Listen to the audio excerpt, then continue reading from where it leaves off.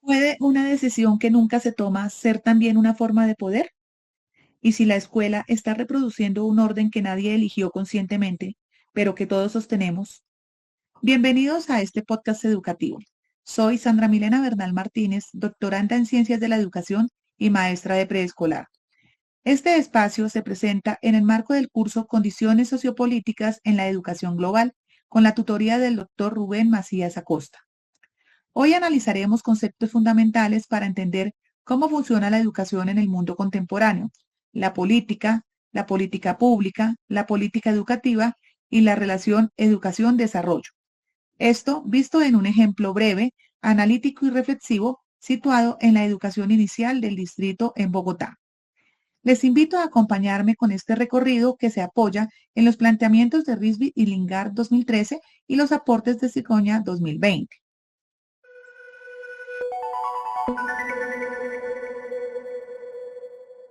Comencemos respondiendo ¿qué es la política?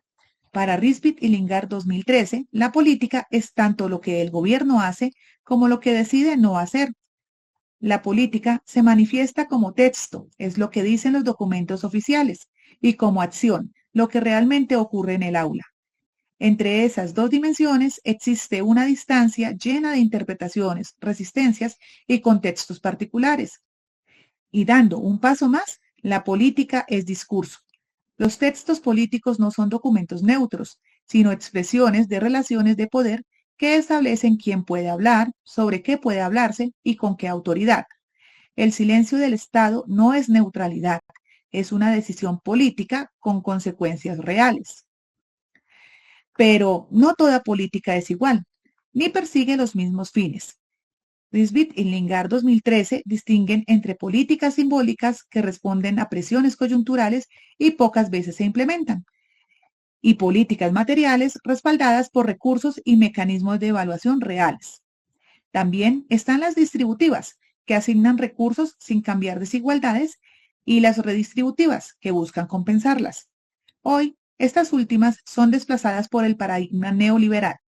La pregunta que nos queda como maestros es, ¿cuál predomina en nuestra escuela? En cuanto a la política pública, Risbit y Lingard 2013 expresan que es una asignación autoritaria de valores y con relación a la autoridad estatal, no es una imposición por la fuerza, sino una asignación reconocida. Esa distinción muestra que la legitimidad del Estado no es eterna ni natural, se construye y se puede cuestionar.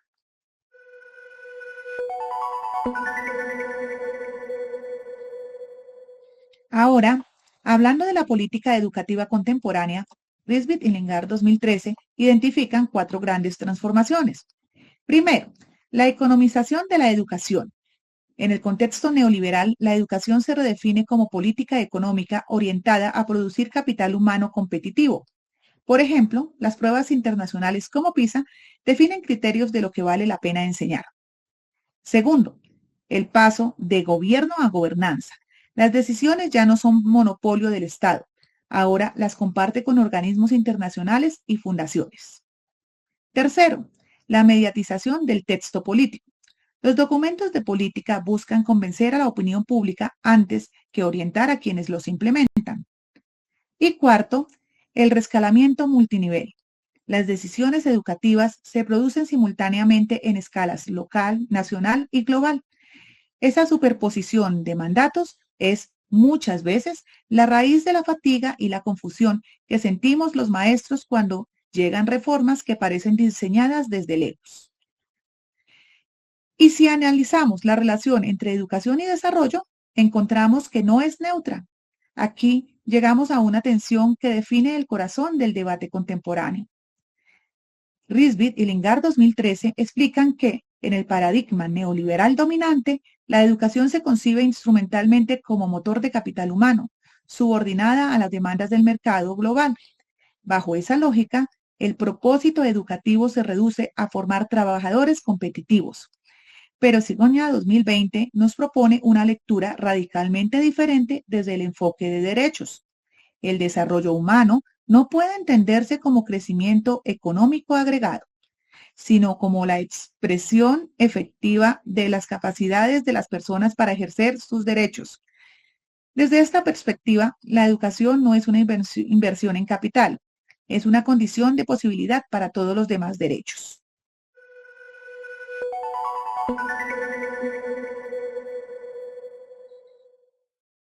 Aterrizaré esto en un ejemplo que conozco bien, la política de educación inicial del distrito en Bogotá. La política pública de primera infancia declara el juego, la exploración, el arte y la literatura como pilares fundamentales. Hasta ahí, el texto político es impecable. Pero la pregunta es, ¿qué hacen los actores institucionales en nombre de esa política?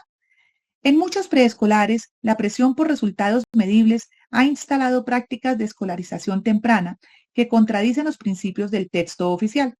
Esto es exactamente lo que Risbit y Lingard 2013 llaman la cultura de rendimiento. Y si miramos la cobertura territorial, la brecha entre localidades en términos de acceso a atención integral nos confirma lo que advierte Sigoña 2020. La colonialidad impone restricciones diferenciadas al ejercicio de los derechos según el territorio y la posición social. Una política con enfoque de derechos no puede limitarse a abrir cupos. Debe garantizar condiciones reales de aprendizaje, nutrición, acompañamiento y reconocimiento de la diversidad cultural. En síntesis, la política es acción y omisión, es texto, proceso y discurso. La política pública expresa posiciones del Estado y se sostiene en autoridad legítima. La política educativa global se reconfigura por economización, gobernanza en red y decisiones multinivel. Y la relación educación-desarrollo se debate entre el rendimiento económico y el desarrollo humano con enfoque de derechos. Como doctoranda en Ciencias de la Educación y maestra de preescolar, entiendo que cada indicador de calidad no es solo técnica, es una definición política sobre qué infancia valoramos y qué sociedad queremos construir desde la escuela. Cuando un niño entra a mi aula, trae consigo la historia de las políticas que lo incluyeron o lo marginaron. Analizar estas categorías es aprender a leer el mundo que se refleja en sus ojos para transformarlos con mayor responsabilidad, rigor y compromiso ético. Muchas gracias por escucharme. Hasta pronto.